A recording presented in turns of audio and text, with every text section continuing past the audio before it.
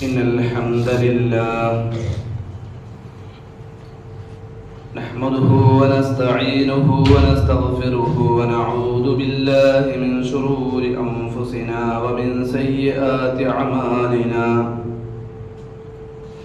من يهده الله فلا مضل له ومن يضلل فلا هادي له أشهد أن لا إله إلا الله وأشهد أن محمدا عبده ورسوله يا أيها الذين آمنوا اتقوا الله حق تقاته ولا تموتن إلا وأنتم مسلمون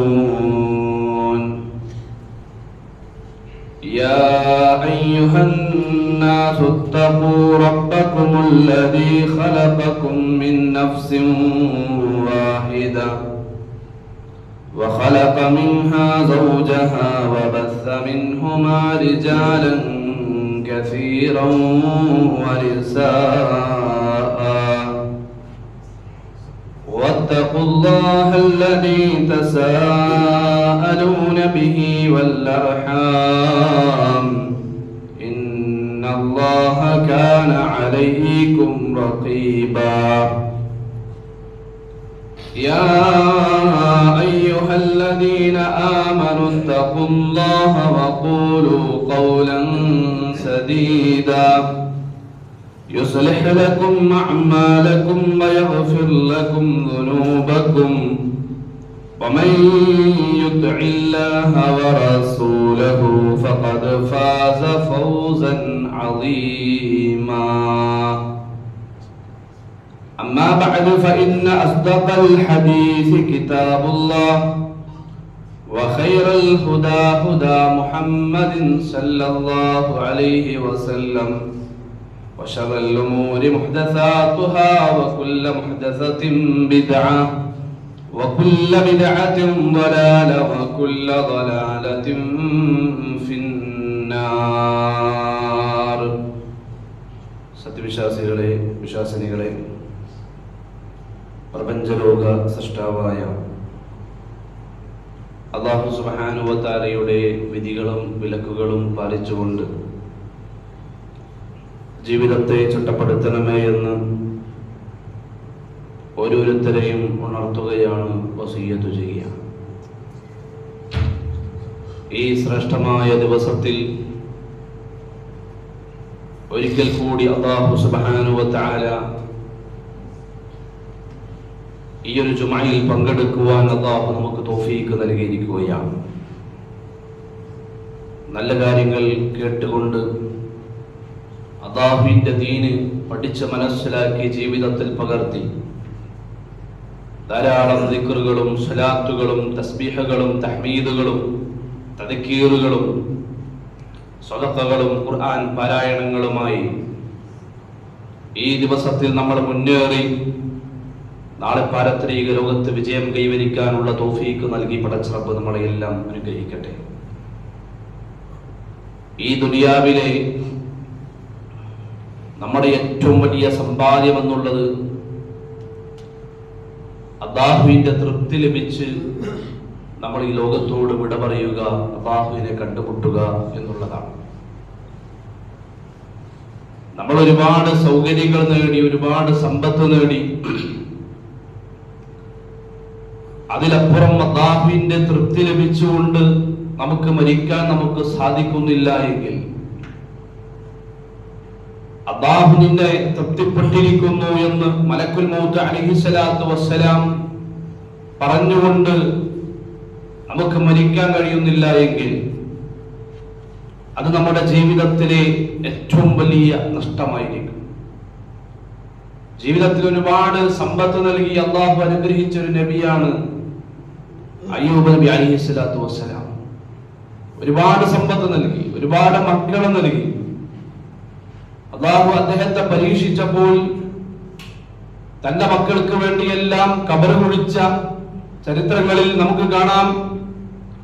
ചില ചരിത്രങ്ങൾ രേഖപ്പെടുത്തിയത് 10 ആൺമക്കളും 6 പെൺമക്കളും ഉണ്ടായിരുന്നു എന്നതാണ്. അദ്ദേഹത്തിന്റെ സമ്പത്ത് മുഴുവൻ കൊള്ളക്കാര് കൊണ്ടുപോയി.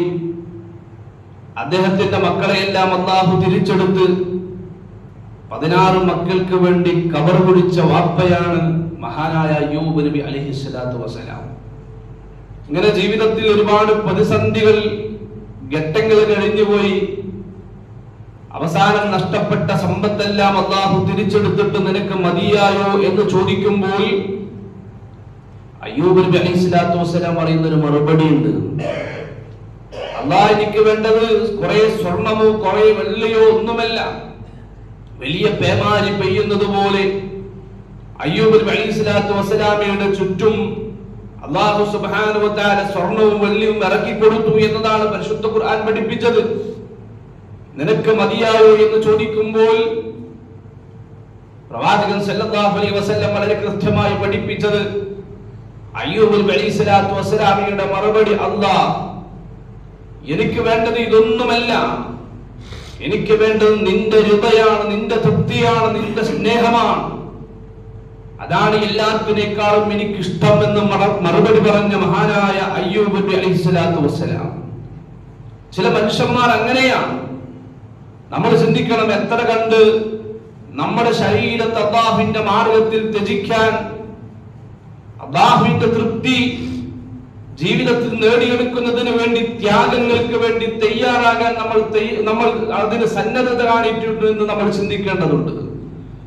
ശുദ്ധ ഖുർആൻ സൂറത്ത് ബഖറയിലെ 207-ാമത്തെ ആയത്തിലൂടെ ചില മനുഷ്യന്മാരെ പരിചയപ്പെടുത്തുന്നത്, വമിനൻ നാസി മൻ യശ്രീ നഫ്സഹു ഇബ്തിഗാഅ മർളാത്തില്ലാഹ് വല്ലാഹു റഊഫുൻ ബിൽ ഇബാദ്.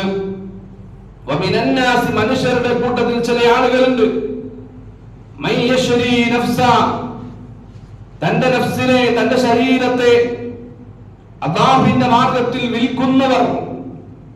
ഇബ്തിഗാഅ മർളാത്തില്ലാഹ്, അല്ലാഹുവിന്റെ മാർഗത്തിൽ തന്റെ ശരീരത്തെ അവർ കച്ചവടം ചെയ്യുമ്പോൾ, അതല്ലെങ്കിൽ വിൽക്കുമ്പോൾ, ത്യജിക്കുമ്പോൾ അവരുടെ ഉദ്ദേശം മറ്റൊന്നുമല്ല. ഇബ്തിഗാഅ മർളാത്തില്ലാഹ്, അല്ലാഹുവിന്റെ റിള മാത്രമാണ്, അല്ലാഹുവിന്റെ തൃപ്തിയും സ്നേഹവും മാത്രമാണ് അവർ ആഗ്രഹിക്കുന്നത്.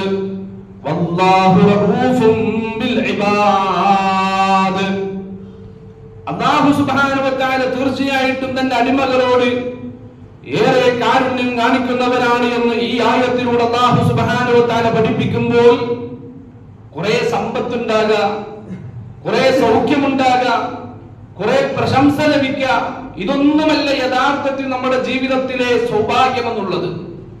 ഇതൊക്കെ വേണം, ഇതൊന്നും വേണ്ടെന്നല്ല.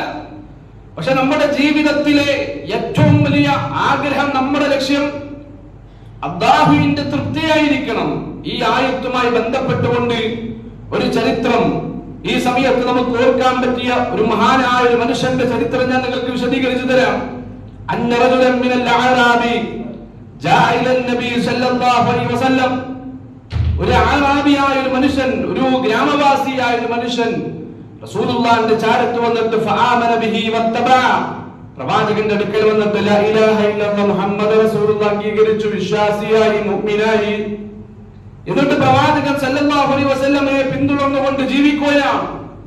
ثم قال أهاجر معك, ആ സമയത്ത് റസൂലുള്ളാഹിനെ പിൻപറ്റിക്കൊണ്ട് ജീവിക്കുമ്പോൾ ആ മനുഷ്യൻ പ്രവാചകനോട് ചോദിക്കുകയാണ്, നബിയെ, താങ്കളുടെ കൂടെ ഞാൻ ഹിജ്റ വരട്ടെയോ എന്ന് ചോദിക്കുകയാണ്.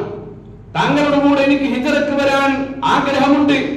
ഫൗസാ ബിഹിൻ നബി സല്ലല്ലാഹു അലൈഹി വസല്ലം ബഅദ അസ്ഹാബിഹി ഫലമ്മാ കാനത് ഗസ്വത്തുൻ ഗനിമ നബി സല്ലല്ലാഹു അലൈഹി വസല്ലം സബിയ.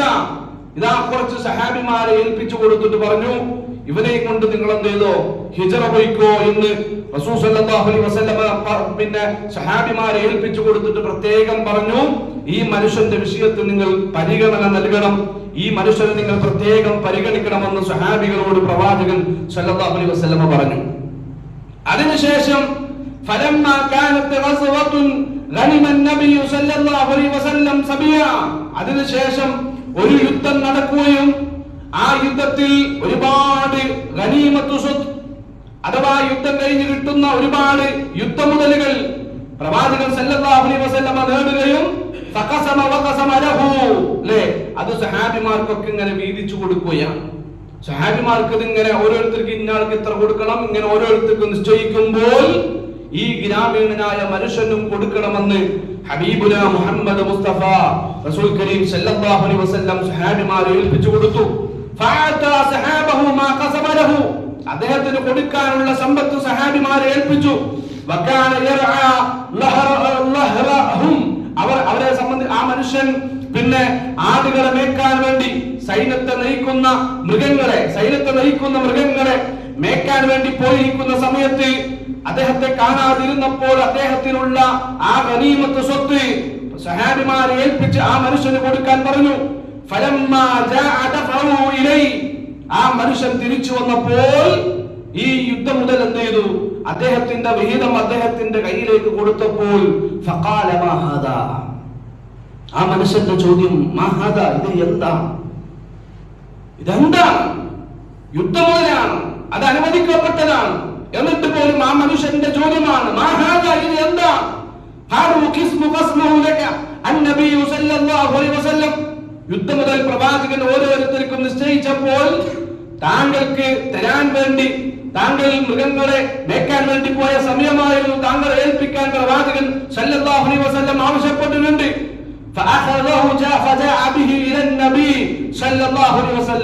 അത് വാങ്ങിയിട്ട് എന്ത് ചെയ്തു? നേരെ ആ മനുഷ്യൻ റസൂലുള്ളാഹിന്റെ മുമ്പിലേക്ക് വന്നിട്ട് ഫഖാല മാ ഹാദാ പ്രവാചകനോട് ചോദിച്ചു, നബിയേ ഇത് എന്താണ്? ഇതെന്താണ് നബിയേ? പ്രവാചകൻ സല്ലല്ലാഹു അലൈഹി വസല്ലം പറഞ്ഞു, ഖസംതുഹു ലക് യുദ്ധം മുതൽ എല്ലാവർക്കും വീതിച്ചു കൊടുത്തപ്പോൾ നിനക്കുള്ള വിഹിതമാണ് ഈ തന്നിരിക്കുന്നത്. ആ സമയത്ത് ആ മനുഷ്യന്റെ മറുപടി മാ അല ഹാദാ ഇത്തബഅതുക് ഇത് വാങ്ങാൻ വേണ്ടിയല്ല, ഇത് സ്വീകരിക്കാൻ വേണ്ടിയല്ല, ഈ യുദ്ധം മുതലിന് വേണ്ടിയല്ല ഞാൻ താങ്കളെ പിൻപറ്റിയിട്ടുള്ളത്, ഇതിന് വേണ്ടിയിട്ടല്ല അല്ല താങ്കളിൽ ഞാൻ വിശ്വസിച്ചിട്ടുള്ളത്. വലാകിൻ ഇത്തബഅതുക അലാ അൻ ഉർമാ ഇലാ ഹൗലാ വഅശാറ ഇലാ ഹൽഖി തന്റെ ഹൽഖ് അല്ലേ, തന്റെ തൊണ്ടക്കുഴി, ആ തൊണ്ടക്കുഴിയിലേക്ക് വഅശാറ ആ മനുഷ്യൻ ചൂണ്ടിയിട്ട് പറഞ്ഞു, എന്റെ ഈ തൊണ്ടക്കുഴിയിലേക്ക് എന്ത് ചെയ്യണം? അമ്പ് വന്ന് തറച്ചിരിക്ക് ഷഹീദായിട്ട് മരിക്കണം നബിയെ. എന്റെ ഈ തൊണ്ടക്കുഴിയിൽ ആ ഹൽഖ് ചൂണ്ടിക്കാണിച്ചിട്ട് പ്രവാചകനോട് ആ മനുഷ്യൻ പറയാം, വലാകിന്നി ഇത്തബഅതുക അലാ അൻ ഉർമാ ഇലാ ഹൗലാ വഅശാറ ഇലാ ഹൽഖി എന്റെ ഈ ഹൽഖിലേക്ക് ഈ പിന്നെ അമ്പ് വന്ന് തറയ്ക്കണം നബിയെ, അങ്ങനെ ഞാൻ ഷഹീദായിട്ട് മരിക്കണം. അതിനു വേണ്ടിയിട്ടാണ് ഞാൻ താങ്കളിൽ വിശ്വസിച്ചത്, അതിനു വേണ്ടിയിട്ടാണ് ഞാൻ താങ്കളെ പിന്തുടർന്നിട്ടുള്ളത് എന്ന് ആ മനുഷ്യൻ മറുപടി പറഞ്ഞപ്പോൾ പ്രവാചകൻ സല്ലല്ലാഹു അലൈഹി വസല്ലം പറയുകയാണ്, ബിസഹ്മിൻ ഫഅമൂത ഫഅദ്ഖുലുൽ ജന്ന ഫഖാല ഇൻ തസ്തുഖില്ലാഹ യസ്തുഖുക് ലേ ആ മനുഷ്യൻ പറഞ്ഞു, ഇങ്ങനെ എന്റെ തൊണ്ടയിൽ വന്നിട്ട് ആ തൊണ്ടക്കുഴിയിൽ വന്നിട്ട് അമ്പ് തറച്ച് ഷഹീദായി മരിച്ചിട്ട് നബിയെ എനിക്ക് എന്ത് ചെയ്യണം? ഫഅമൂതു ഫഅദ്ഖുലുൽ ജന്ന എനിക്ക് സ്വർഗ്ഗത്തിലേക്ക് പോകണം. ഫഅമൂതു ഫഅദ്ഖുലുൽ ജന്ന എനിക്ക് സ്വർഗ്ഗത്തിലേക്ക് പോകണം, അതല്ലാതെ വേറൊരാഗ്രഹവും എനിക്കില്ല. പ്രവാചകൻ സല്ലല്ലാഹു അലൈഹി വസല്ലം ആ മനുഷ്യനോട് പറഞ്ഞു, നീ അല്ലാഹുവിനോട് സത്യസന്ധത കാണിക്കുന്നുണ്ട് എങ്കിൽ തീർച്ചയായിട്ടും അല്ലാഹു സുബ്ഹാനഹു വ തആല നിന്നോട് സത്യസന്ധതയുള്ളവനാകും എന്ന മറുപടി മാത്രമാണ് പ്രവാചകൻ സല്ലല്ലാഹു അലൈഹി വസല്ലം പറഞ്ഞത്. ഫലബിസു ഖലീല ഇങ്ങനെ കാര്യങ്ങൾ കുറച്ചിങ്ങനെ കഴിഞ്ഞപ്പോൾ അടുത്തൊരു യുദ്ധം വന്നു. ثم نهضوا في قتال العدو അങ്ങനെ അദ്ദേഹം ശത്രുക്കളുമായിട്ട് യുദ്ധത്തിന് വേണ്ടി പുറപ്പെട്ടു. സഹാബികളുടെ കൂടെ ശത്രുക്കളോട് യുദ്ധം ചെയ്യാൻ വേണ്ടി, ഇസ്ലാമിന്റെ ശത്രുക്കളോട് യുദ്ധം ചെയ്യാൻ വേണ്ടി ഇറങ്ങി പുറപ്പെട്ടപ്പോൾ അദ്ദേഹം ആ യുദ്ധത്തിൽ എന്ത് ചെയ്തു? ഷഹീദായി മരിച്ചു. ഫഉതിയ ബിഹിൻ നബിയ്യു സല്ലല്ലാഹു അലൈഹി വസല്ലം യുഹ്മലു പ്രവാചകന്റെ സമീപത്തേക്ക് ആ മനുഷ്യനെയും പിടിച്ച് സഹാബത്ത് ആ മനുഷ്യനെ യുഹ്മൽ വഹിച്ചുകൊണ്ട്, തോളിൽ വഹിച്ചുകൊണ്ട് ആ മനുഷ്യനെ പൊക്കിപ്പിടിച്ചുകൊണ്ട് എന്ത് ചെയ്യാണ്?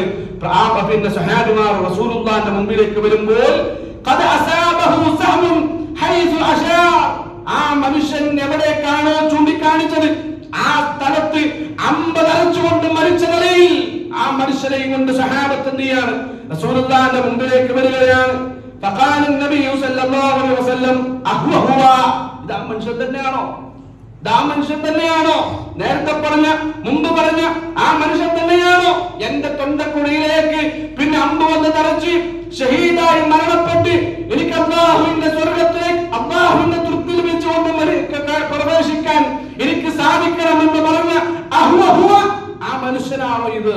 ഖാലു സഹാബത്ത് മറുപടി പറഞ്ഞു നഅം അതേ നബിയേ. ഖാല സദഖല്ലാഹു ഫസദഖ. അദ്ദേഹം അല്ലാഹു സുബ്ഹാനഹു വ തആലയോട് സത്യസന്ധനായപ്പോൾ അല്ലാഹു സുബ്ഹാനഹു വ തആല അവനോട് സത്യസന്ധത കാണിച്ചിരിക്കുന്നു.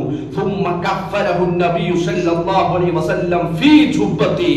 റസൂലുള്ളാഹിന്റെ ജുബ്ബയിൽ ആ മനുഷ്യനെ കഫൻ ചെയ്തു മറവ് ചെയ്തു. റസൂൽ സല്ലല്ലാഹു അലൈഹി വസല്ലമയുടെ ജുബ്ബയിൽ ثم كفره النبي صلى الله عليه وسلم في جبتي. റസൂലുള്ളാഹിന്റെ ജുബ്ബയിൽ ആ മനുഷ്യനെ കഫൻ ചെയ്തു. ثم قدمه فصلى عليه. എന്നിട്ട് മയ്യത്ത് നമസ്കരിക്കുകയാണ്. പ്രവാചകൻ സല്ലല്ലാഹു അലൈഹി വസല്ലം ആ മനുഷ്യനെ വേണ്ടി നമസ്കരിച്ചു. فكان فيما ظهر من صلاته. ആ മയ്യത്ത് നമസ്കാരത്തിൽ പ്രവാചകൻ സല്ലല്ലാഹു അലൈഹി വസല്ലം ഇങ്ങനെ പറഞ്ഞു, അല്ലാഹുമ്മ ഹാദാ അബ്ദുക അല്ലാഹുമ്മ ഹാദാ അബ്ദുക. എല്ലാ മനുഷ്യന്മാരും അല്ലാഹുവിന്റെ അടിമകളാണ്, സംശയമില്ല. പക്ഷേ ആ മനുഷ്യൻ തന്റെ റസൂലുള്ളാഹിന്റെ സ്വന്തം ജുബ്ബയിൽ ആ മനുഷ്യനെ കഫൻ ചെയ്തിട്ട് പ്രവാചകൻ സല്ലല്ലാഹു അലൈഹി വസല്ലമ ആ മനുഷ്യന് വേണ്ടി മയ്യത്ത് നമസ്കരിച്ചിട്ട് ആ നമസ്കാരത്തിൽ വെച്ച് പറയുകയാണ്, അല്ലാഹുമ്മ ഹാദാ അബ്ദുക. ഇതാണ് അല്ലാഹുവിന്റെ യഥാർത്ഥ അടിമ. അല്ലാഹുമ്മ ഹാദാ അബ്ദുക. അല്ലാഹുവേ, ഇതാണ് യഥാർത്ഥ അടിമ. ഖറജ മുഹാജിറൻ ഫീ സബീലിക്. നിന്റെ മാർഗത്തിൽ നിന്റെ വഴിയിൽ ഒരു മുഹാജിറായി കൊണ്ട് ഇറങ്ങി പുറപ്പെട്ടവരാണ്. സ്വന്തം നാടും വീടും എല്ലാം ഇട്ടേച്ചുകൊണ്ട് അല്ലാഹുവിന്റെ മാർഗത്തിലേക്ക് ഇറങ്ങി പുറപ്പെട്ടൊരു മുഹാജിറാണ്. ഫഖുതില ശഹീദ. ഇപ്പോൾ ഇതാ ഷഹീദായിരിക്കുന്നു, യുദ്ധത്തിൽ മരണപ്പെട്ടിരിക്കുന്നു. അന ഷഹീദുൻ അലാ ദാലിക്. ഞാൻ അതിന് സാക്ഷിയാണ് അല്ലാഹ്. അന ഷഹീദുൻ അലാ ദാലിക്. അതിൽ ഞാൻ സാക്ഷിയാണ് അല്ലാഹ്. മഹാനായ മുഹമ്മദ് മുസ്തഫ റസൂൽ കരീം സല്ലല്ലാഹു അലൈഹി വസല്ലം. എത്ര സുന്ദരമായ ജീവിതം, എത്ര സുന്ദരമായ മരണം, എത്ര സുന്ദരമായ ജീവിതം, എത്ര സുന്ദരമായ മരണം. എപ്പോഴെങ്കിലും ആഗ്രഹിച്ചിട്ടുണ്ടോ പ്രിയമുള്ളവരെ ഈ രൂപത്തിൽ മരിക്കാൻ? അല്ലാഹുവിന്റെ തൃപ്തി ലഭിച്ചുകൊണ്ട് മരിക്കാൻ എപ്പോഴെങ്കിലും ജീവിതത്തിൽ നമ്മൾ ആഗ്രഹിച്ചിട്ടുണ്ടോ? ഇഖ്ലാസുള്ള അല്ലാഹുവിന്റെ പ്രീതി മാത്രം, എന്തിന്റെ മുന്നിലും അല്ലാഹുവിന്റെ റിള കിട്ടുമോ എങ്കിൽ ഞാൻ റെഡി. അതല്ല അല്ലാഹുവിന്റെ കോപത്തിനിരയാകുന്ന പ്രവർത്തനമാണോ എങ്കിൽ നോ, ഞാനില്ല എന്ന് പറയാനുള്ള ആ ഒരു ഇഖ്ലാസ് എപ്പോഴെങ്കിലും റസൂൽ സല്ലല്ലാഹു അലൈഹി വസല്ലം പഠിപ്പിച്ചല്ലോ, ഇന്നമൽ അഅമാലു ബിന്നിയാത്ത് വഇന്നമാ ലികുല്ലി ഇംറിഇൻ മാ നവാ. മനുഷ്യൻ ചെയ്യുന്ന കർമ്മങ്ങൾ അവന്റെ മനസ്സിന്റെ ഉള്ളിലുള്ള ആ ലക്ഷ്യമുണ്ടല്ലോ, ആ ഉദ്ദേശമുണ്ടല്ലോ, അതിന്റെ അടിസ്ഥാനത്തിൽ മാത്രമേ സ്വീകരിക്കുകയുള്ളൂ എന്ന് റസൂലുള്ളാഹി സല്ലല്ലാഹു അലൈഹി വസല്ലമ പഠിപ്പിച്ചു തന്നിട്ടുണ്ട്. എങ്കിൽ ആ ഒരു ആത്മാർത്ഥത, ആ ഒരു ഇഖ്ലാസ് എപ്പോഴും അല്ലാഹുവിന് വേണ്ടി, അല്ലാഹുവിന് വേണ്ടി, അല്ലാഹുവിന്റെ ഇഷ്ടവും പൊരുത്തവും കിട്ടാൻ. ഞാൻ എന്തിനാ വെള്ളിയാഴ്ച പള്ളിയിലേക്ക് വന്നത്? അല്ലാഹുവിന്റെ പൊരുത്തം കിട്ടാൻ. ഞാൻ എന്തിനാ നിസ്കരിക്കുന്നത്? അല്ലാഹുവിന്റെ പൊരുത്തം കിട്ടാൻ. എല്ലാം എല്ലാം എല്ലാ വിഷയങ്ങളും അവരെ സംബന്ധിച്ചിടത്തോളം ഈ രൂപത്തിൽ അല്ലാഹുവിന് വേണ്ടി ജീവിതത്തെ മാറ്റിവെച്ചവരെ സംബന്ധിച്ചിടത്തോളം ഒരിക്കലും നിരാശപ്പെടേണ്ടി വരികയില്ല എന്നാണ് ഈ ആയത്ത് നമ്മളെ പഠിപ്പിച്ചത്. ഞാൻ ഒന്നും കൂടെ നിങ്ങൾക്ക് ഓതിക്കേൽപ്പിച്ചു തരാം. അല്ലാഹു സുബ്ഹാനഹു വ തആല സൂറത്ത് ബഖറയിലെ 206-ാമത്തെ ആയത്തിലൂടെ പഠിപ്പിക്കുകയാണ്, വമിനൻ നാസി മൻ യശ്രി നഫ്സഹു ഇബ്തിഗാഅ മർളാത്തില്ലാഹ് വല്ലാഹു റഊഫുൻ ബിൽ ഇബാദ്. മനുഷ്യരുടെ കൂട്ടത്തിൽ ചില ആളുകളുണ്ട്, മൻ യശ്രി നഫ്സഹു, തന്റെ ശരീരത്തെ വിൽക്കുന്നവർ, തന്റെ ശരീരത്തെ വിൽക്കുന്ന ചില ആളുകളുണ്ട്. ഇബ്തിഗാഅ മർളാത്തില്ലാഹ്, അവർക്ക് അല്ലാഹുവിന്റെ റിളയല്ലാതെ വേറൊരു ലക്ഷ്യവുമില്ല. അവർ ജീവിക്കുന്നത് അല്ലാഹുവിന്റെ തൃപ്തിക്ക് വേണ്ടി മാത്രമാണ്. അങ്ങനെ ജീവിക്കുന്നവരോട് വല്ലാഹു റഊഫുൻ ബിൽ ഇബാദ്, അല്ലാഹു ഏറെ ദയയുള്ളവനായിരിക്കുമെന്ന് അല്ലാഹുവിന്റെ കലാം. ഈ രൂപത്തിൽ ജീവിച്ച് മരിക്കാൻ നമുക്ക് സാധിക്കണം. മഹാനായ ഖലീലുല്ലാഹി ഇബ്രാഹിം നബി അലൈഹിസ്സലാത്തു വസ്സലാം അല്ലാഹു സുബ്ഹാനഹു വ തആല സൂറത്ത് ഹജ്ജിലൂടെ പറയാണ്, ആരാ ഇബ്രാഹിം നബി അലൈഹിസ്സലാത്തു വസ്സലാം? ജീവിതം അല്ലാഹുവിന് വേണ്ടി മാറ്റിവെച്ച അല്ലാഹുവിന്റെ ഖലീൽ അല്ലേ? അല്ലാഹു സുബ്ഹാനഹു വ തആല ലോകത്ത് പിന്നെ സെലക്ട് ചെയ്ത അല്ലാഹുവിന്റെ കൂട്ടുകാരൻ. നമ്മളെ പോലെ സാധാരണ നമുക്കുള്ളത് പോലെയുള്ള ഒരു കൂട്ടുകാരനല്ല, നമുക്കുള്ളത് പോലെയുള്ള ഒരു കൂട്ടുകാരനല്ല. അല്ലാഹുവിന് ഏറ്റവും ഇഷ്ടപ്പെട്ട അടിമ, അല്ലാഹുവിന് ഏറ്റവും ഇഷ്ടപ്പെട്ട അടിമ, അതാണ് ഖലീലുല്ലാഹി ഇബ്രാഹിം നബി അലൈഹി സ്വലാത്തു വസ്സലാം. എന്തിനും തയ്യാർ. അദ്ദേഹത്തിന്റെ മഹത്വം എന്താണെന്നറിയോ? അല്ലാഹു പറയാ, വഇദ ബവ്വഅനാ ലിഇബ്രാഹീമ മകാനൽ ബൈത്തി അല്ലാ തുശ്രിക് ബി ശൈആ വതഹ്ഹിർ ബൈതിയ ലിത്വാഇഫീന വൽഖായിമീന വറുക്കഇസ് സുജൂദ്. കഅബയെ കുറിച്ചാണ് ഈ ആയത്തിലൂടെ അല്ലാഹു സുബ്ഹാനഹു വ തആല പഠിപ്പിക്കുന്നത്. കഅബാലയം ആദ്യമായിട്ട് ലോകത്ത് അല്ലാഹുവിനെ മാത്രം ആരാധിക്കുവാൻ വേണ്ടി നിർമ്മിക്കപ്പെട്ടിട്ടുള്ള ഭവനമായ പള്ളിയായ സൂറത്ത് ഹജ്ജിലെ 26-ാമത്തെ ആയത്തിലൂടെ അല്ലാഹു സുബ്ഹാനഹു വ തആല പഠിപ്പിക്കുകയാണ്, കഅബാലയം എപ്പോഴും എന്തിരിക്കണം? വൃത്തിയുള്ളതായിരിക്കണം. വതഹ്ഹിർ ബൈതി, എന്റെ വീടെന്ന് അല്ലാഹു പരിചയപ്പെടുത്തി. എന്റെ വീടെന്ന് അല്ലാഹു പരിചയപ്പെടുത്തി. വതഹ്ഹിർ ബൈതി, എന്റെ വീടാണത്, എന്റെ ഭവനമാണത്, എന്റെ വീട്. അതിലേക്ക് വരുന്ന അതിഥികൾ ആരാണത്? അവർ ലിത്വാഇഫീൻ, ലെ വൽഖായിമീൻ വറുക്കഇ വസ്സുജൂദ്, ലെ റുകൂഉം സുജൂദും ഖായിം ഒക്കെ നിസ്കാരമാണ്. നിസ്കാരത്തെ കുറിച്ചാ അല്ലെ, നിന്ന് നമസ്കരിക്കുന്നതിന് വേണ്ടി, റുകൂഇന് വേണ്ടി, സുജൂദിന് വേണ്ടി വരുന്ന എന്റെ അതിഥികളുണ്ട്. അതിനു മുമ്പേ അല്ലാഹു സുബ്ഹാനഹു വ തആല എന്ത് ചെയ്തു? തവാഫിനെ പറഞ്ഞു. للطائفين والقائمين والركع السجود. മസ്ജിദുൽ ഹറാമിലേക്ക് കഅബ ലക്ഷ്യം വെച്ചുകൊണ്ട്, തവാഫ് ലക്ഷ്യം വെച്ചുകൊണ്ട് ഒരാൾ പോയാൽ, തവാഫാണ് അവന്റെ മനസ്സിന്റെ ലക്ഷ്യമെങ്കിൽ അവൻ എന്തില്ല? പള്ളിയിലേക്ക് കയറുമ്പോഴുള്ള സുന്നത്ത് നിസ്കാരമില്ല. അവൻ ആദ്യം ചെയ്യേണ്ടത് തവാഫാണ്. മാത്രമല്ല മസ്ജിദുൽ ഹറാം, കഅബ, ആ കഅബയുടെ മാത്രം പ്രത്യേകതയാണ്. ലോകത്ത് ഒരേ ഒരു പള്ളിക്ക് മാത്രമേ ആ പ്രത്യേകതയുള്ളൂ. തവാഫുള്ള ലോകത്തിലെ ഏക പള്ളി, അല്ലാഹുവിന്റെ വീട്, ബൈത്തി, എന്റെ വീട് എന്ന് പരിചയപ്പെടുത്തിയ പള്ളി അതിനു വേണ്ടിയുള്ളതാണ്. പള്ളി എപ്പോഴും വൃത്തിയാകണം. അത് കഅബ മാത്രമല്ല, മസ്ജിദുൽ ഹറാം മാത്രമല്ല, മസ്ജിദുൻ നബവി മാത്രമല്ല. ഈ ഒരു തഹ്ഹിർ അല്ലാഹു സുബ്ഹാനഹു വ തആല പഠിപ്പിച്ചല്ലോ. വതഹ്ഹിർ ബൈതി എന്ന് പറഞ്ഞല്ലോ. ആ തഹ്ഹിറിനെ വിശദീകരിച്ചിട്ട് എന്തൊക്കെ പറഞ്ഞിട്ടുണ്ടെന്നറിയോ? ഒരു പള്ളി എന്ന് പറയുന്നത് വഅന്നൽ മസാജിദ ലില്ലാ ഫലാ തദഉ മഅല്ലാഹി അഹദ, അല്ലാഹുവിനെ മാത്രം ആരാധിക്കാനുള്ള കേന്ദ്രമാണ്. അവിടെ വേറൊരാളെയും നിങ്ങൾ ആരാധിക്കാൻ പാടില്ല. ഒരു റാത്തീബോ, ഒരു ഖുതുബിയത്തോ, മറ്റുള്ളതോ, ഒരു മൗലൂദോ, മറ്റുള്ളതോ, ശിർക്കോ, കുഫ്റോ ഒന്നും ഉണ്ടാകരുത്. ഹബീബ് മുഹമ്മദ് മുസ്തഫ സല്ലല്ലാഹു അലൈഹി വസല്ലം മക്കം ഫത്ഹ് കഴിഞ്ഞ് കഅബാലയത്തിന്റെ ഉള്ളിലേക്ക് കയറുമ്പോൾ മുന്നോട്ട് ചെല്ലാനും വിഗ്രഹങ്ങൾ ഉണ്ടായിരുന്നു. ഒക്കത്തിനെയും തുടച്ച് വൃത്തിയാക്കി. ഇതാണ് ആത്മീയപരമായ ശുദ്ധീകരണം. പള്ളിന്റെ ഉള്ളിൽ ഒരു ശിർക്കും പാടില്ല, പള്ളിന്റെ ഉള്ളിൽ ഒരു കുഫറും പാടില്ല, പള്ളിന്റെ ഉള്ളിൽ ഒരു അനാചാരങ്ങളും പാടില്ല. അതിനൊക്കെ തുടച്ചു നീക്കണം. അതാണ് വതഹ്ഹിർ ബൈതി എന്ന് പണ്ഡിതന്മാർ വിശദീകരിച്ചിട്ടുണ്ട്. രണ്ടാമതായിട്ട് ഈ ആയത്തിന് പണ്ഡിതന്മാർ വിശദീകരിച്ചിട്ടുള്ളത്, മാലിന്യങ്ങൾ ഉണ്ടാകും, പല്ലി കാഷ്ടിച്ചിട്ടുണ്ടാവും, മറ്റുള്ളവർ മനുഷ്യന്മാരെ കാഷ്ടിക്കുന്നവരുണ്ടാവും അല്ലെ. റസൂൽ സല്ലല്ലാഹു അലൈഹി വസല്ലമയുടെ പള്ളിയിൽ ഒരാൾ വന്നിട്ട് എന്ത് ചെയ്തിട്ടുണ്ട്? മൂത്രമൊഴിച്ചിട്ടുണ്ട്. സഹാബികൾ ചൂടായി. കാരണം അള്ളാന്റെ ഭവനാണല്ലോ, അപ്പൊ പള്ളിയാണല്ലോ. അപ്പോ സഹാബിമാര് കുറച്ച് ഇങ്ങനെ ഗൗരവത്തിൽ സംസാരിച്ചപ്പോൾ, നിങ്ങൾ ആ മനുഷ്യനെ പോലെ ആകല്ലേ, അവൻ അറിവില്ലാതെ ചെയ്തു, നിങ്ങൾ അതുപോലെ ജാഹിലിങ്ങളുടെ പോലെ പ്രവർത്തനം എടുക്കല്ലേ, അവനെ വെറുതെ വിട്. അവൻ മൂത്രമൊഴിച്ച ഭാഗത്ത് കുറച്ച് വെള്ളം ഒഴിച്ച് വൃത്തിയാക്കാൻ മഹാനായ മുഹമ്മദ് മുസ്തഫ റസൂൽ കരീം സല്ലല്ലാഹു അലൈഹി വസല്ലം അല്ലേ. ഇവിടെ നമ്മൾ മനസ്സിലാക്കേണ്ടത് ഇതുപോലെ തന്നെ തഫ്സീറുകളിൽ നമുക്ക് കൃത്യമായിട്ട് കാണാം. വതഹ്ഹിർ ബൈതി എന്ന് പറയുന്നത് പണ്ഡിതന്മാർ വിശദീകരിക്കുന്നു. അവിടെ വരുന്ന നമസ്കരിക്കാൻ, ദിക്ർ ചൊല്ലാൻ, ക്ലാസുകൾക്ക് വേണ്ടി, മറ്റുള്ള ഒഴിഞ്ഞിരുന്ന അല്ലാഹുവിനെ സ്മരിക്കാൻ വേണ്ടി ആളുകൾ ഒക്കെ വരും, യാത്രക്കാരൊക്കെ വരും. പള്ളി അവർക്ക് വേണ്ടിയുള്ളതാണ്. ഇബാദത്ത് ചെയ്യാൻ വേണ്ടി ആരാണോ ഏത് സമയത്താണോ ഉദ്ദേശിക്കുന്നത് അവർക്ക് വേണ്ടിയുള്ളതാണ് പള്ളി. ആ പള്ളിയിലെ സംവിധാനങ്ങളെല്ലാം അവർക്ക് വേണ്ടിയുള്ളതാണ്. ഒന്നിനും ഒരാളും തടസ്സപ്പെടാൻ പാടില്ല, തടസ്സമുണ്ടാക്കാൻ പാടില്ല, ശബ്ദകോലാഹലങ്ങൾ ഉണ്ടാക്കാൻ പാടില്ല. നമസ്കരിക്കുന്ന സമയത്ത് എന്ത് ചെയ്യാൻ പാടില്ല? ഒരു തരത്തിലുള്ള നമസ്കാരക്കാരുടെ അതല്ലെങ്കിൽ അല്ലാഹുവിനെ സ്മരിച്ചിരിക്കുന്നവരുടെ പ്രവർത്തനത്തെ തടയുന്ന ഒരു പ്രവർത്തനം മറ്റുള്ളവരിൽ നിന്നുണ്ടാകരുത് എന്ന് വിശദീകരിച്ചിട്ടുണ്ട്. ഇതിനെയെല്ലാം അല്ലെ അവിടെ അല്ലാഹു സുബ്ഹാനഹു വ തആല കഅബയെ പരിചയപ്പെടുത്തിയത് ബൈത്തി, എന്റെ വീട് എന്നതാണ്. ആ വീട് വെക്കാൻ അല്ലാഹു സുബ്ഹാനഹു വ തആല തീരുമാനിച്ചപ്പോൾ അതിനു വേണ്ടിയുള്ള സ്ഥലം അതിനു വേണ്ടിയുള്ള സ്ഥലം ആരാ ലോകത്ത് നിശ്ചയിച്ചത്? ആരാണ് കഅബ വെക്കാൻ? ഇന്ന് നമ്മൾ ഉംറയ്ക്കും ഹജ്ജിനും വേണ്ടിയൊക്കെ പോകുമ്പോ, ഉംറയ്ക്കും ഹജ്ജിനൊക്കെ വേണ്ടി പോകുമ്പോ ആ കഅബയിലിരിക്കുന്ന സ്ഥാനമുണ്ടല്ലോ, ആ സ്ഥാനം നിശ്ചയിച്ചത് ആരാ?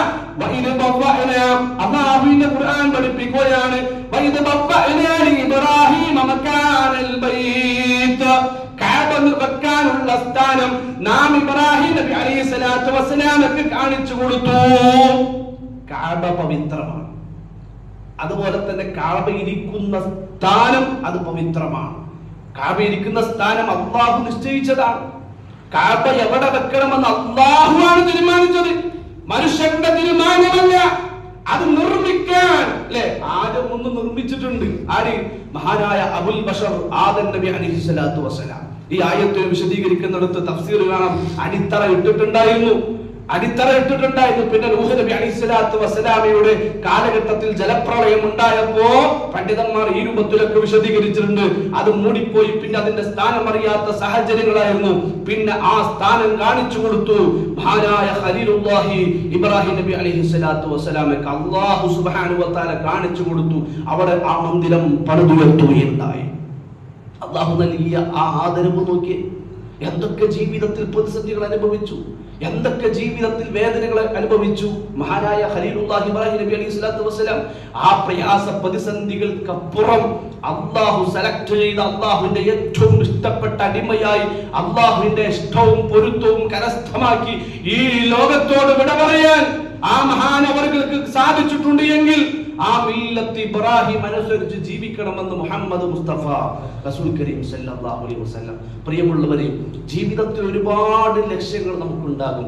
എല്ലാ ലക്ഷ്യങ്ങൾക്കപ്പുറം നമ്മുടെ ഏറ്റവും വലിയ പ്രധാനപ്പെട്ട ലക്ഷ്യം അല്ലാഹുവിന്റെ ഇഷ്ടപ്പെട്ട ഒരു അടിമയായി, അല്ലാഹു എന്നെ സ്നേഹിച്ചുകൊണ്ട്, അല്ലാഹു എന്റെ പ്രവർത്തനങ്ങൾ കൊണ്ട് എന്നെ തൃപ്തിപ്പെട്ട് ഈ ലോകത്തോട് എനിക്ക് വിട പറയാൻ, മരിക്കാൻ എനിക്ക് സാധിക്കണമെന്ന മനസ്സോടെ നമ്മൾ മുന്നോട്ട് പോവുക. അല്ലാഹു സുബ്ഹാനഹു വ തആല തൗഫീഖ് നൽകട്ടെ.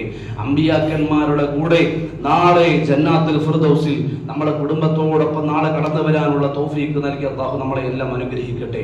നമ്മുടെ ജീവിതത്തിൽ വന്നുപോയിട്ടുള്ള തെറ്റുകുറ്റങ്ങളെല്ലാം അല്ലാഹു സുബ്ഹാനഹു വ തആല നമുക്ക് പുറത്തു മാപ്പാക്കി തരട്ടെ. അഖൂലു ഖൗലി ഹാദാ വസ്തഗ്ഫിറുല്ലാഹ ലി വലക്കും വസ്തഗ്ഫിറു ഇന്നഹു ഹുവൽ ഗഫൂറുർ റഹീം.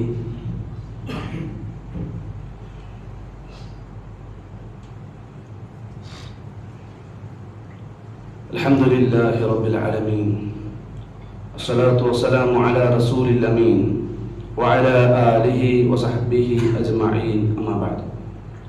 സത്യവിശ്വാസികളെ, ഒരിക്കൽ കൂടി അല്ലാഹു സുബ്ഹാനഹു വ തആലയെ അനുസരിച്ചുകൊണ്ട് ജീവിക്കണമേ എന്ന് ഓരോരുത്തരോടും ഉണർത്തുകയാണ്, വസിയ്യത്ത് ചെയ്യുകയാണ്. അല്ലാഹു നമ്മളെ എല്ലാം അനുഗ്രഹിക്കട്ടെ.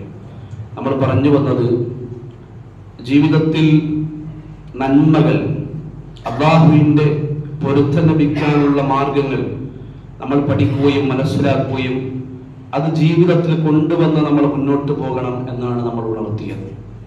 ഈ നന്മകൾ നമ്മൾ ചെയ്യുമ്പോൾ പലപ്പോഴും പരിശുദ്ധ ഖുർആൻ സൂറത്ത് കഹ്ഫിലൂടെ പഠിപ്പിച്ചത് ഖുൽ ഹൽ നുനബ്ബിഉകും ബിൽ അഖ്സരീന അഅമാല അല്ലദീന ضل സഅയുഹും ഫിൽ ഹയാത്തി ദുനിയ വഹും യഹ്സബൂന അന്നഹും യുഹ്സിനൂന സുൻആ. അല്ലാഹു സുബ്ഹാനഹു വ തആല പഠിപ്പിച്ചു. ഇന്ന് നമ്മൾ സൂറത്തുൽ കഹ്ഫ് നമ്മൾ പാരായണം ചെയ്തിട്ടുണ്ടെങ്കിൽ നമ്മൾ ഓതിയിട്ടുണ്ടാവും. അല്ലാഹു ഈ ആയത്തിലൂടെ 104ാമത്തെ ആയത്തിലൂടെ നമ്മളെ പഠിപ്പിച്ചു, നബിയെ പറഞ്ഞു കൊടുക്കണം ജനങ്ങൾ നാളെ പരലോകത്ത് വരുമ്പോൾ അവരുടെ എല്ലാ ഇബാദത്തുകളും തകർന്നു പോകുന്ന, ഉപകാരപ്പെടാത്ത കർമ്മങ്ങളായി മാറുന്ന ആളുകളെ കുറിച്ച് പറഞ്ഞു കൊടുക്കണം. ആമിലത്തുൻ നാസിബ തസ്ലാ നാറൻ ഹാമിയ. ഒരുപാട് അധ്വാനിച്ചു, പക്ഷെ നരകമാണ് ഫലം, നരകമാണ് അവരുടെ സങ്കേതം. ഫഖദിംനാ ഇലാ മാ അമിലൂ മിൻ അമലിൻ ഫജഅൽനാഹു ഹബാഅൻ മൻസൂറാ. ചിതറിയ ധൂളികളെ പോലെ ഉപകാരമില്ലാത്ത നിസ്കാരമാക്കി, നോമ്പാക്കി, ദിക്റുകളാക്കി, സ്വലാത്തുകളാക്കി, ഒന്നും പരലോകത്ത് ഉപകാരപ്പെടാത്ത അവസ്ഥ. എന്നിട്ട് നരകത്തിലേക്ക് പോകുന്ന വേദനാജനകമായ അവസ്ഥയുള്ള ആളുകളെ കുറിച്ച് പറഞ്ഞു കൊടുക്കുക. ആരാണവർ? നന്മയാണെന്ന് വിചാരിച്ച് ഒരുപാട് ചെയ്തു, നന്മയാണെന്ന് വിചാരിച്ചിട്ട്, നല്ലതല്ലേ എന്ന് വിചാരിച്ചിട്ട് അള്ളാന്റെ കലാമ പഠിപ്പിക്കാണ്. അല്ലാഹുവിന്റെ ഖുർആൻ സൂറത്ത് കഹ്ഫിലൂടെ നമ്മളെ പഠിപ്പിച്ചതാണ്. നമ്മൾ തഫ്സീറുകളൊക്കെ എടുത്തൊന്ന് വായിച്ചു നോക്ക്, നിങ്ങൾക്ക് എന്തെങ്കിലും സംശയങ്ങളൊക്കെ ഉണ്ട്. നല്ലതല്ലേ എന്ന് വിചാരിച്ച് ചെയ്തു ദീനിലില്ലാത്ത കാര്യങ്ങൾ. ദീൻ എന്ന് പറഞ്ഞാൽ അള്ളാഹു എന്തോ പഠിപ്പിച്ചത്, റസൂൽ സല്ലല്ലാഹു അലൈഹി വസല്ലം എന്താ പഠിപ്പിച്ചത്, റസൂലിൽ നിന്ന് ദീന് പഠിച്ച സഹാബത്ത് എന്താണോ ചെയ്തത്, അതാണ് ദീൻ എന്ന് പറഞ്ഞാൽ. ആ ദീനിൽ ഇല്ലാത്ത കാര്യങ്ങൾ നല്ലതല്ലേ എന്ന് വിചാരിച്ച് ആരെങ്കിലും ആചരിച്ചാൽ അതിന്റെ പേരിൽ അവന്റെ ഓരോ കർമ്മങ്ങളും നാളെ പരലോകത്ത് സ്വീകരിക്കപ്പെടുകയില്ല. അങ്ങനെ നമ്മൾ പരിശോധിക്കുമ്പോൾ നിസ്കാരത്തിന് ശേഷമുള്ള കൂട്ടപ്രാർത്ഥനയെ കുറിച്ച് നമ്മൾ ചിന്തിക്കാം. പ്രാർത്ഥന വേണം, എപ്പോഴും പ്രാർത്ഥിക്കണം. പ്രാർത്ഥനയില്ല എങ്കിൽ ഒരിക്കലും നിന്റെ റബ്ബ് നിന്നെ പരിഗണിക്കുകയില്ല. അല്ലാഹുവിന്റെ പരിഗണന നിനക്ക് ആവശ്യമുണ്ടോ, നീ പ്രാർത്ഥിച്ചേ പറ്റൂ എന്ന് അല്ലാഹുവിന്റെ കലാമ് പഠിപ്പിച്ചു. പ്രാർത്ഥന വേണം. പക്ഷെ നിസ്കാരം കഴിഞ്ഞിട്ട് ഇമാമ് പിന്നെ കയ്യും ഉയർത്തിപ്പിടിച്ചിട്ട് പ്രാർത്ഥിക്കുക, മമ്മൂമികൾ ആമീൻ പറയാ, ഇല്ല. അത് റസൂൽ സല്ലല്ലാഹു അലൈഹി വസല്ലം കാണിച്ചു തന്നിട്ടില്ല. അത് സഹാബത്തിന് പരിചയമില്ല. അതുപോലെ തന്നെയാണ് നോമ്പിനാകട്ടെ നമസ്കാരത്തിനാകട്ടെ ഉറക്കെ നെയ്യത്ത് ചൊല്ലി പറയാം.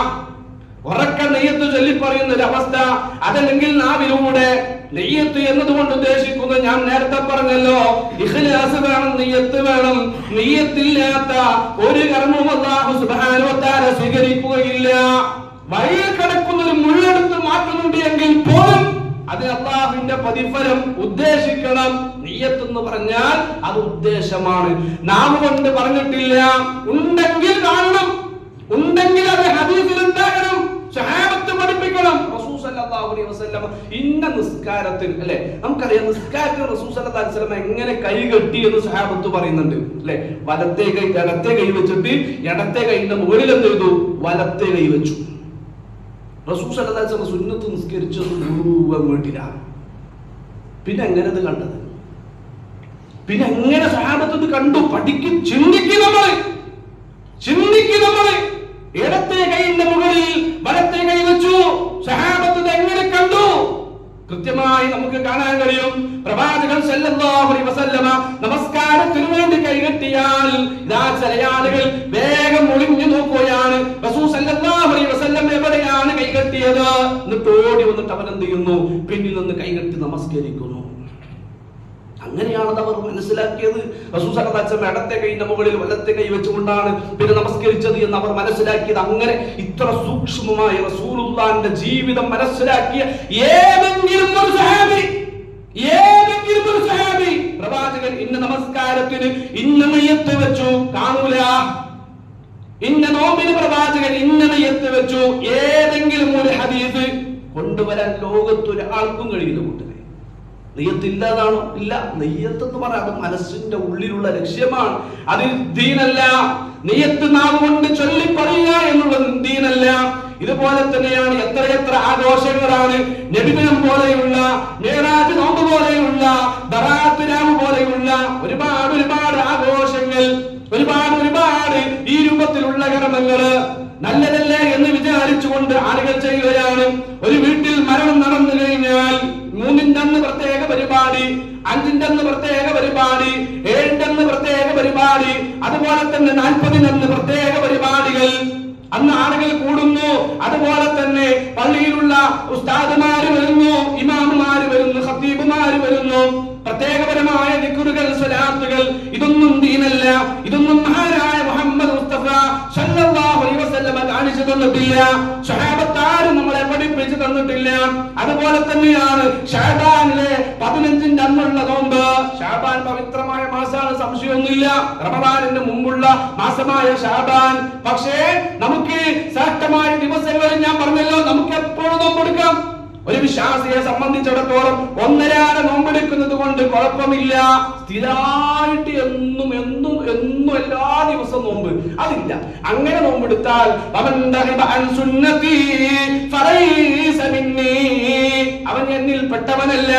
എന്നാൽ ഒരാൾക്ക് തന്റെ ജീവിതത്തെ നിയന്ത്രിക്കാൻ വേണ്ടി പ്രവാചകൻ യുവാക്കളെ വിളിച്ചുകൊണ്ട് പറഞ്ഞല്ലോ, യാ മഅശറ ശബാബ് മൻ ഇസ്തതാഅ മിൻകുമുൽ ബാഅത്ത് ഫല്യതസവ്വജ്. നിങ്ങൾക്ക് പ്രായപൂർത്തിയായാൽ നിങ്ങൾ വിവാഹം കഴിച്ചോ, പ്രായമായാൽ നിങ്ങൾ വിവാഹം കഴിച്ചോ, പ്രായമായാൽ വിവാഹം കഴിക്കണം. കാരണം വിവാഹം കഴിച്ചു കഴിഞ്ഞാൽ ഒരു ഇണ കൂടെ ഉണ്ട് എങ്കിൽ നമ്മുടെ ശരീരത്തെ, നമ്മുടെ നഫ്സിനെ നമുക്ക് നിയന്ത്രിക്കാൻ കഴിയും. ഇന്നെന്താണെന്നറിയോ, ഇന്ന് ഉമ്മമാരിപ്പമാരൊക്കെ ഇപ്പൊ അവൾ പഠിക്കല്ലേ, ഇപ്പൊ അവൻ പഠിക്കല്ലേ, പഠിപ്പൊക്കെ കഴിഞ്ഞിട്ട് കുറച്ചൊക്കെ കഴിഞ്ഞിട്ട് നമുക്ക് കെട്ടിക്കാന്ന് പറയാം. അപ്പോഴാണ് നമ്മുടെ ഈ ചിന്ത, ഇത്തരത്തിലുള്ള ചിന്തകൾ വന്നപ്പോഴാണ് പിന്നെ കൂടുതൽ നമ്മുടെ മക്കൾ വഴികേടിലേക്ക് പോകാനുള്ള കാരണം. ഇന്നലെ ദുഹർ നമസ്കാരം കഴിഞ്ഞിട്ട് വല്ലാഹി സത്യം, ഒരു ഉമ്മ എന്നെ വിളിച്ചിട്ട്, ആ ഉമ്മക്ക് എന്നെ അറിയാം, ആ ഉമ്മ എന്നെ വിളിച്ചിട്ട് കരഞ്ഞുകൊണ്ട് പറയാണ്, ഉസ്താദേ എന്റെ മോള് അവൾ എന്റെ ഫോണിലൂടെ എനിക്ക് ഏറ്റവും പ്രിയപ്പെട്ടവരാണ്, ഒരു അമുസ്ലിമായ ചെക്കന്റെ കൂടെ ചാറ്റിങ്ങിലാണ്, അവർ ഒറ്റപ്പെടുന്ന സന്ദർഭങ്ങളെല്ലാം ഉണ്ടായിട്ടുണ്ട് മോളെ എന്ന് പറയുന്ന ഒരു ഉമ്മയുടെ കണ്ണുനീര് ഇന്നലെ ഉച്ചക്ക് ദുഹർ നമസ്കാരം കഴിഞ്ഞിട്ട് ഞാൻ കേട്ടിട്ടുണ്ട്. എങ്കിൽ ഇവിടെ എന്താണ് സംഭവിച്ചത്? ഹബീബിന്റെ ഉപദേശങ്ങളെ ജീവിതത്തിൽ പകർത്താൻ ഉപ്പമാരും ഉമ്മമാരും തയ്യാറാകുന്നില്ല. പഠിച്ചോട്ടെ, പഠിക്കണ്ടെന്നാരും പറയുന്നില്ല. ഉടനെ പഠിച്ചോട്ടെ, ഡോക്ടറേറ്റോ എഞ്ചിനീയറോ എന്തോ പഠിച്ചോട്ടെ, പ്രായമായാൽ വിവാഹം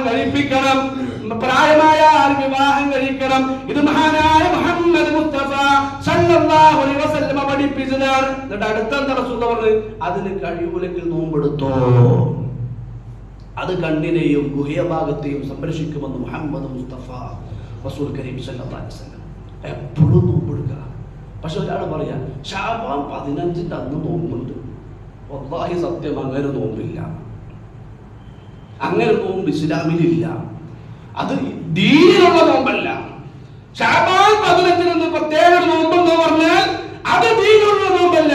ആ നോമ്പ് ആരെങ്കിലും അനുഷ്ഠിച്ചാൽ, അതിന്റെ പേരിൽ അല്ലാഹുവിന്റെ പ്രതിഫലം ആരെങ്കിലും ആഗ്രഹിച്ചാൽ, അവരെ കുറിച്ചാണ് അല്ലാഹു സുബ്ഹാനഹു വ തആല സൂറത്തുൽ കഹ്ഫിലൂടെ പഠിപ്പിച്ചത്.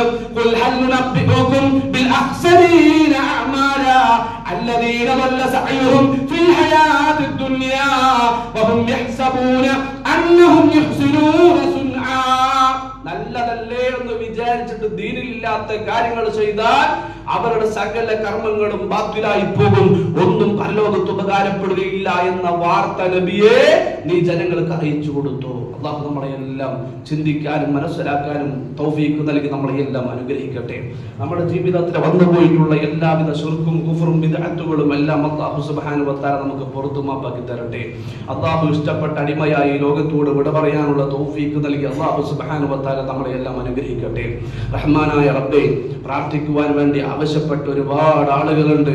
എല്ലാവരുടെയും നല്ല മുറാദുകൾ നീ ഹാസിലാക്കി കൊടുക്കണേ റഹ്മാനെ. ഞങ്ങൾക്ക് വേണ്ടപ്പെട്ട ഒരുപാട് ആളുകൾ ക്യാൻസർ ബാധിച്ചുകൊണ്ട്, അറ്റാക്ക് വന്ന് തളർന്നുകൊണ്ട് ICUവിലും വെന്റിലേറ്ററുകളുമായി കഴിയുന്ന ഒരുപാട് ആളുകളുണ്ട്. കിടക്കപ്പായിൽ കഴിച്ചു കൂട്ടുന്നവരുണ്ട്, ആശുപത്രികളിലായി കഴിച്ചു കൂട്ടുന്നവരുണ്ട്. എല്ലാവർക്കും നീ ശിഫ കൊടുക്കണേ അല്ലാ. എല്ലാവർക്കും നീ ആഫിയത്ത് കൊടുക്കണേ അല്ലാ. എല്ലാവർക്കും നീ സിഹത്ത് നൽകണേ അല്ലാ. മരിപ്പിക്കുകയാണ് എങ്കിൽ ഈമാനോടുകൂടി നീ മരിപ്പിക്കണേ അല്ലാ. ഈമാനോടുകൂടി മരിച്ചു നിന്നെ കണ്ടുമുട്ടാനുള്ള തൗഫീഖ് നീ ഞങ്ങൾക്കെല്ലാം നൽകണേ അല്ലാ. മരണപ്പെട്ടു പോയ ഞങ്ങളുടെ ഉമ്മമാർ, ഞങ്ങളുടെ ഉപ്പമാർ, ബർസഖിയായ ലോകം നീ വിശാലമാക്കി കൊടുക്കണേ അല്ലാ. പ്രകാശപൂരിതം നീ അവരുടെ കബറിടം നീ പ്രകാശപൂരിതമാക്കി കൊടുക്കണേ റഹ്മാനേ. ഞങ്ങളുടെ ഇണകളിൽ നിന്ന് ഞങ്ങൾക്ക് കൺകുളിർമ നൽകണേ അല്ലാ. ഞങ്ങളുടെ മക്കളിൽ നിന്ന് ഞങ്ങൾക്ക് കൺകുളിർമ നൽകണേ അല്ലാ. ഇഹത്തിലും പരത്തിലും ഉപകാരപ്പെടുന്ന മക്കളാക്കണേ അല്ലാ. മക്കളെ കൊണ്ട് വേദനിക്കുന്ന ഒരു സാഹചര്യം നീ ഞങ്ങളുടെ ജീവിതത്തിൽ ഉണ്ടാക്കല്ല അല്ലാ. റഹ്മാനെ, നീ ഇഷ്ടപ്പെട്ട ഒരു അടിമയായി ലോകത്തോട് വിട പറയാൻ നീ ഞങ്ങൾക്ക് തൗഫീഖ് നൽകണേ അല്ലാ. ലാ ഇലാഹ ഇല്ലല്ലാഹ് എന്ന കലിമത്ത് തൗഹീദ് ഉച്ചരിച്ചുകൊണ്ട് ഈ ലോകത്തോട് വിട പറയാൻ നീ ഞങ്ങളെ എല്ലാം അനുഗ്രഹിക്കണേ റഹ്മാനെ. പാപികളാണ്, ഞങ്ങളുടെ പാപങ്ങൾ പൊറുക്കുന്നവൻ നീ മാത്രമാണ്. ഒരു പാപക്കറ പോലും ഇല്ലാതെ ഈ ലോകത്തോട് വിട പറയാനുള്ള തൗഫീഖ് നൽകി നീ ഞങ്ങളെ എല്ലാം അനുഗ്രഹിക്കണേ റഹ്മാനെ. എപ്പോഴാണ് നീ ഞങ്ങളെ വിളിക്കുക എന്ന് പറയാൻ കഴിയുകയില്ല. ഏത് സമയത്ത് നീ ഞങ്ങളെ വിളിച്ചാലും കടങ്ങളില്ലാതെ, ബാധ്യതകളില്ലാതെ, ഒരൽപ്പം പോലും ആരോടും വിദ്വേഷമില്ലാതെ, പകയില്ലാതെ, എല്ലാവരാലും ഇഷ്ടപ്പെട്ട് അതിനപ്പുറം നീ ഇഷ്ടപ്പെട്ടുകൊണ്ട് ഈ ലോകത്തോട് വിട പറയാൻ നീ ഞങ്ങൾക്കെല്ലാം തൗഫീഖ് നൽകണേ അല്ലാ. സ്വർഗം നൽകി നീ ഞങ്ങളെ എല്ലാം അനുഗ്രഹിക്കണേ റഹ്മാനെ. നിന്റെ വിചാരണ നീ ഞങ്ങൾക്ക് എളുപ്പമാക്കി തരണേ റഹ്മാനെ. കത്തിച്ചൊലിക്കുന്ന നരകാഗ്നിയിൽ നിന്ന് ഞങ്ങളെ എല്ലാം കാത്തുരക്ഷിക്കണേ റഹ്മാനെ. അല്ലാഹുമ്മ ഗഫിർ ലിൽ മുഅ്മിനീന വൽ മുഅ്മിനാത്ത് والمسلمين والمسلمات الأحياء منهم والأموات إنك مجيب الدعوات يا قاضي الحاجات. اللهم أجرنا من النار. اللهم رب ارحمهما كما ربيانا صغيرا. ربنا هب لنا من أزواجنا وذرياتنا قرة أعين واجعلنا للمتقين إماما. اللهم أعز الإسلام والمسلمين ودمر أعداءك أعداء الدين. اللهم انصر إخوان المسلمين في كل مكان. اللهم انصر إخوان المسلمين في كل مكان. اللهم انصر إخوان المسلمين في فلسطين. اللهم ارحمهم. اللهم اغفر لهم. اللهم ربنا تقبل منهم من شهدائهم يا رب العالمين. ربنا تقبل منا. ربنا تقبل منا من دعائنا وصلاتنا وصيامنا وكل من أعمال صالحاتنا يا رب العالمين. ربنا آتنا في الدنيا حسنة وفي الآخرة حسنة وقنا عذاب النار. اللهم صل على محمد وعلى آل محمد كما صليت على إبراهيم وعلى آل إبراهيم إنك حميد مجيد. اللهم بارك على محمد وعلى آل محمد كما باركت على إبراهيم وعلى آل إبراهيم إنك حميد مجيد. آمين آمين آمين برحمتك يا أرحم الراحمين والحمد لله رب العالمين.